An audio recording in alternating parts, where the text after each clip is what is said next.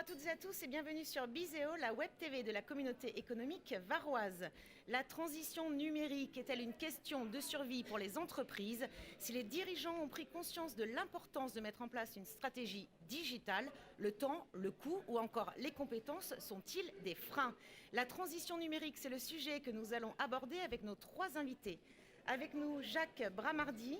Bonjour Jacques, bonjour. Directeur de Bexter, qui est une société spécialisée en création de sites internet, référencement et logiciels immobiliers de transaction. Ouais.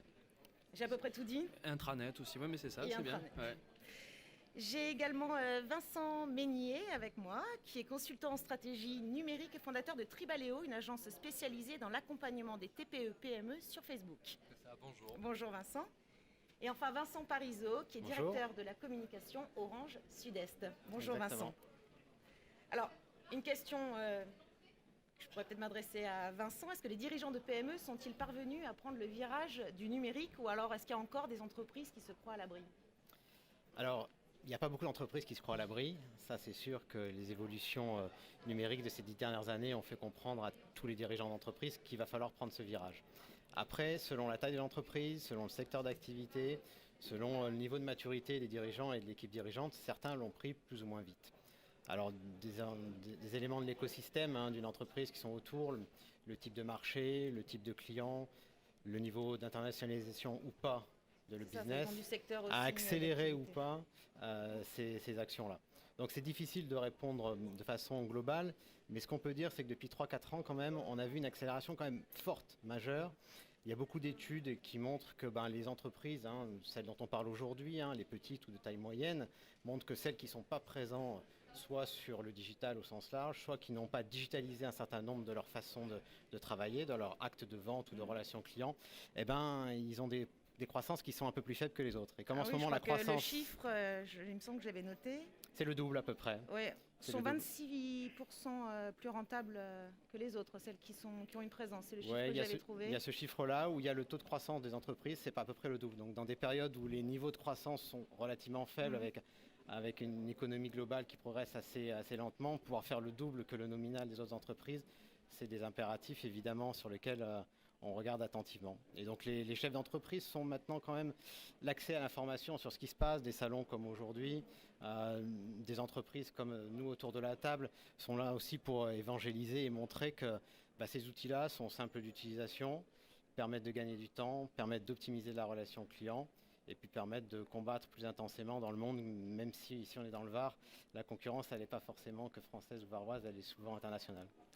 Jacques Bramardi, on voit qu'il y a certaines, alors surtout peut-être les TPE, qui sont encore un peu frileuses. Qu'est-ce qui revient le plus? Est-ce que c'est une raison qui concerne le coût, les compétences peut-être aussi en interne ou du dirigeant? C'est souvent, déjà c'est vrai qu'en 15 ans, et je suis d'accord complètement avec vous, c'est que depuis 3-4 ans, il y a vraiment une révolution qui se fait de par les réseaux sociaux aussi. Les gens utilisent, alors moi je vais parler bien sûr de la partie web, c'est ce que je suis depuis 15 ans, dans la partie digitale. On voit une grosse mutation des chefs d'entreprise qui sont conscients aujourd'hui qu'il faut s'y mettre. Il y en a même qui regrettent de ne pas l'avoir fait avant. Et moi, il y a 15 ans, quand je suis allé les voir les entreprises, on me disait que c'était une mode qui allait passer. Parce qu'il y a 15 ans, j'étais au départ. Et créer un site internet, ce n'était pas forcément leur priorité. Et là, on voit vraiment, depuis 3-4 ans, que c'est l'inverse en fait. Et c'est vraiment ça devient important pour eux, quoi. Tout à fait. On peut comprendre que ça peut faire peur aussi.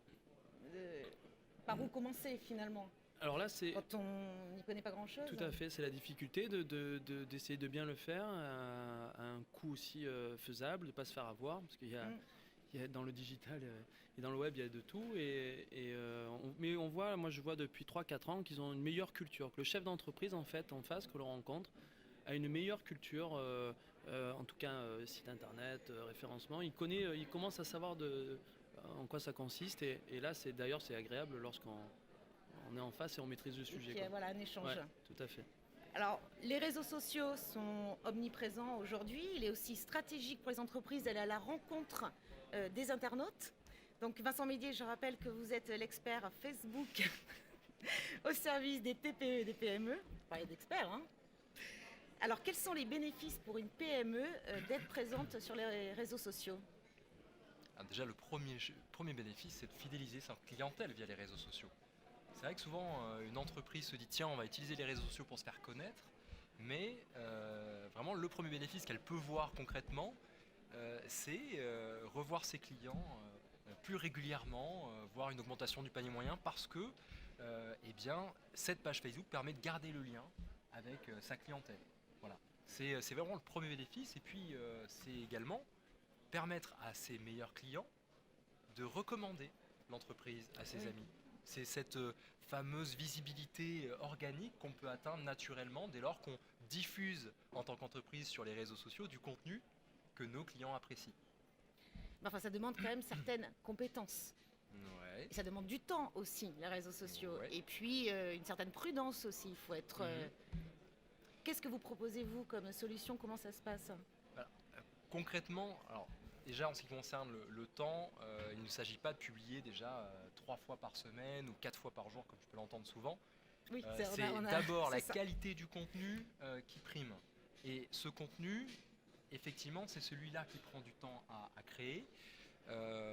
Donc en fait, nous, en tant qu'agence, on propose justement une formation qui va permettre à l'entreprise d'accélérer ce processus de création de contenu pour communiquer peut-être 3 fois par mois. Mais ces 3 publications dans le mois vont vraiment permettre à l'entreprise de gagner une énorme visibilité naturelle. Alors on parle de qualité, c'est ça, de qualité, d'impact plutôt que de quantité. Exactement, la course aux fans, le nombre de fans sur Facebook, Oui, le nombre de publications, on n'est pas du tout dans la quantité mais dans la qualité. Et justement, on propose de la formation pour permettre aux entreprises d'atteindre cette fameuse qualité-là et d'arriver à de vrais résultats. Animer pour animer, ça ne sert à rien. Si lorsqu'on publie il ne se passe rien, autant garder ce temps pour autre chose. Oui. Voilà. Donc on donne les bonnes méthodes aux entreprises pour que lorsqu'elles publient, ça déclenche des choses et qu'elles atteignent leurs objectifs. Alors avoir, on le disait, une présence sur Internet, c'est un gage de confiance complètement pour une entreprise. C'est un passage obligé aujourd'hui. En fait, aujourd'hui, vous avez à peu près 90% des gens qui préparent leurs achats, même ceux qui sont faits dans des magasins physiques, en étant allés sur la toile. Donc sur la toile au sens large, soit les réseaux sociaux, Facebook, Twitter, Pinterest ou autres, ou soit sur des sites Internet. Donc en effet, pour les PME aujourd'hui, il y a 2 sujets qui sont intimement liés, mais il y a 2 sujets. Il y a comment être présent sur ce monde digital. Donc c'est du site web, c'est des réseaux sociaux au sens large, c'est animer des blogueurs référents autour de son écosystème, si c'est dans le monde du design par exemple. Donc c'est comment être présent sur la toile. Peut-être un site marchand aussi. Oui, le site marchand et le mobile aussi. Les sites, on voit nous, dans les chiffres la partie mobile, téléphone. En fait, l'année dernière, le nombre de données échangées sur les terminaux s'est inversé. Ouais. Avant, vous aviez sur le fixe le nombre de data échangées qui était supérieur au mobile. L'an dernier, ceci s'est inversé. Donc aujourd'hui, voilà, votre mobile, il ne vous quitte pas, on l'a vu tout à l'heure d'ailleurs, il ne vous quitte pas, donc c'est aujourd'hui l'outil le plus sympa pour préparer les éventuels achats. Donc ça, c'est un premier sujet. Mais il y a un autre sujet, donc nous, on accompagne nos clients sur ces thématiques-là, sur la création de sites web, les aider à acheter du référencement sur Google. Mais il y a un autre sujet qu'il ne faut pas décorréler, c'est quels sont les services qu'on va apporter à l'entreprise pour pouvoir leur faciliter cette vie digitale. Donc c'est comment je crée du emailing. Il y a quand même un aspect juridique aussi. Oui, juridique, mais aussi les outils. Aujourd'hui, vous avez une base de données avec X milliers de contacts. Si vous n'avez pas une offre qui va bien et constituer votre service qui va bien, vous n'allez pas pouvoir leur envoyer des emails régulièrement. Donc ça, c'est des offres spécifiques sur lesquelles on accompagne les clients. Mais aussi des choses toutes simples comme la numérisation des archives. Voilà, c'est comment on digitalise l'ensemble de l'entreprise et comment cette culture du digital, on ne l'a pas juste pour se dire je suis commerçant, j'ai un restaurant, j'ai fait mes pages Facebook, super, génial. L'idée, c'est d'amener aussi les gens qui travaillent dans l'entreprise à avoir digitalisé un certain nombre d'actes de vente. Il est nécessaire aujourd'hui de faire appel à un accompagnement extérieur quand il s'agit de... Pour Orange, que je connais bien, l'idée, c'est, nous, on a essayé on parle d'entreprises qui ne sont pas très grosses, ils n'ont pas 50 interlocuteurs, donc généralement, il y a une personne qui a tendance à gérer l'ensemble de ces aspects-là, mais il y a aussi la partie comptabilité. On peut intégrer aussi un logiciel de comptabilité dans le système d'information de l'entreprise. Et donc, c'est d'avoir un contact unique. Et ensuite, on choisit les produits sur des tiroirs, sur des étagères, si j'ai besoin de faire du emailing, si je veux mettre ma compta, si je veux mettre mes devis, si je veux un site web, de façon à ce que ce soit à géométrie variable, parce que votre introduction tout à l'heure, vous aviez raison, selon les entreprises, selon la taille ou le secteur d'activité ou la maturité du dirigeant, le besoin va être différent. C'est ça, Jacques Bramardi, finalement, quand on parle numérique ou digital à une petite, une TPE ou une PME, est-ce qu'il n'y a pas un choc des cultures Est-ce qu'on arrive à leur faire prendre conscience Alors de l'importance beaucoup de gens en fait s'arrêtent à la création, dans notre domaine, à la création de site internet. En fait, c'est que le début, la création du site internet. C'est des sites finalement qui vivent pas. Oui, c'est-à-dire que souvent ce qu'ils ne prennent pas en compte, c'est tout ce côté promotion. Nous, on a un gros service e-marketing. On fait du référencement naturel, on fait du référencement payant sur Facebook, sur Google, sur tous les supports. Et bien sûr, là, ça c'est important. Dans un projet global, c'est important. Le mobile, tout à l'heure, je le disais, aujourd'hui, ça a pris le pas sur les PC. Donc, il y a encore beaucoup de sites qui sont pas en responsive design sur les versions mobiles. Donc, c'est vrai que le dirigeant, c'est un purna pour lui, en fait, de tout maîtriser. Alors, site internet, il en a Il n'y a pas forcément les compétences en interne en plus. Non, c'est pas évident. C'est pas évident. Et ce genre de salon là sert aussi à être en contact avec eux et à partager et à ce qu'ils voient aussi. C'est important de voir aussi plusieurs interlocuteurs dans le même métier pour pouvoir essayer de prendre la bonne information. Pour finir, un conseil à donner ? Se faire conseiller ? Est-ce qu'il y a des solutions adaptées à chaque profil ?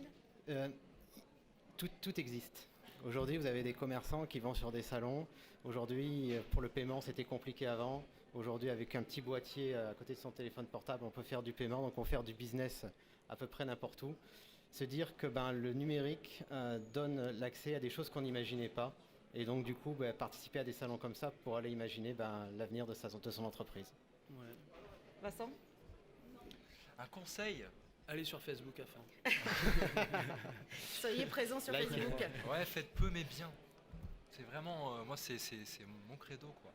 Faites peu mais bien et n'hésitez pas à vous former à ça. Bon, en tout cas, voilà, mon conseil ça va être, n'attendez pas forcément d'avoir le budget pour recruter un mi-temps ou un temps complet sur ce poste de community manager. On peut pas embaucher un community manager quand on est une petite là structure. Aujourd'hui, on peut trouver un salarié dans l'entreprise à qui on va vraiment donner cette fonction-là.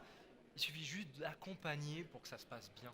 Et je le vois tous les jours. Moi, j'accompagne des entreprises à former un salarié qui, à la base, n'a aucune prétention à faire ça et qui va le faire très bien. Ce sont des formations courtes en plus. Formations très courtes, un jour, 2 jours. C'est amplement suffisant et efficace. Moi, c'est vraiment la remise en question, en fait. Ne pas hésiter à... De toute façon, tout chef d'entreprise doit se remettre en question. Et le numérique, c'est important d'y passer, et pas trop tard. C'est ça. Parce que ça va vite. Voilà, et puis, bien sûr, de voir plusieurs interlocuteurs. Voilà, de ne pas se faire avoir par le mauvais interlocuteur. Voilà. Donc, c'est... Non, mais en plus, voilà, Varup... Réagir et se muter, comme on dit. Voilà. Eh bien, merci à tous les trois de votre présence sur notre plateau. Merci. Dans quelques minutes, nous parlerons du financement des PME avec 4 nouveaux invités. A tout de suite sur Bizéo.